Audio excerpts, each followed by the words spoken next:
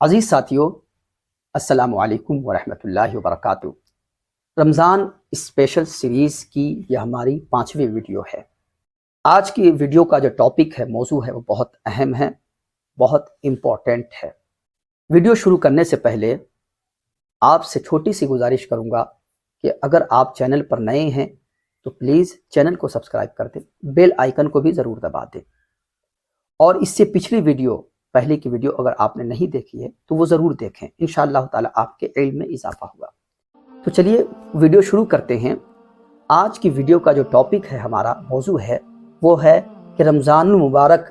امت مسلمہ کے لیے کیا پیغام لے کر آتا ہے، کیا میسج لے کر آتا ہے، اور اس امت کو، اس امت محمدیہ کو یہ رمضان المبارک کیا تعلیم دیتا ہے، کیا سکھاتا ہے۔ تو اس ویڈیو کو بغور سماعت کیجیے گا اور اسے ضرور اپنے دوستوں سے بھی شیئر کیجیے گا، ضرور شیئر کیجیے گا۔ تو سنیں کہ رمضان المبارک امت مسلمہ کے لیے یہی پیغام لاتا ہے کہ ہم جہاں کہیں بھی ہوں، ایک دوسرے کے لیے رحمت و شفقت کا پیکر بن جائیں، دوسروں کی ضرورتوں کا بھی اس طرح احساس کریں جس طرح اپنی ضرورتوں کو محسوس کرتے ہیں۔ افسوس کہ کئی صاحب ثروت، صاحب مال ایسے ہیں جو روزہ ٹھنڈے دفاتر، دفتر، آفیسز، ایئر کنڈیشن گھروں اور گاڑیوں میں گزار کر شام کو انواع و اقسام کے کھانوں، رنگا رنگ پھلوں اور نو بنو مشروبات سے چنے ہوئے دسترخوان پر بیٹھتے وقت باہر گلیوں اور سڑکوں میں بیٹھے ہوئے غریب و مفلس روزہ دار مسلمان بھائیوں کی ضرورتوں کا بھی احساس نہیں کرتے۔ عین ممکن ہے کہ ہمارے پڑوس میں کوئی خالی پیٹ پانی کے گھونٹ سے روزہ رکھ رہا ہو اور شام کو افطاری کے وقت کھانے کے لیے کسی کے ہاتھ کی طرف دیکھ رہا ہو۔ لہٰذا رمضان المبارک ہمیں اپنے نادر، مفلس، فاقہ کش، تنگ دست، غریب، مسکین مسلمان بھائی جن کے پاس اتنی طاقت نہیں کہ وہ لباس و طعام یعنی کھانا خرید کر اپنا اور اپنے بچوں کا تن یعنی بدن ڈھانپ سکے اور ان کا پیٹ پال سکے، ان کی ضرورتوں کا خیال رکھنے کی تعلیم دیتا ہے رمضان، پیغام دیتا ہے یہ مہینہ،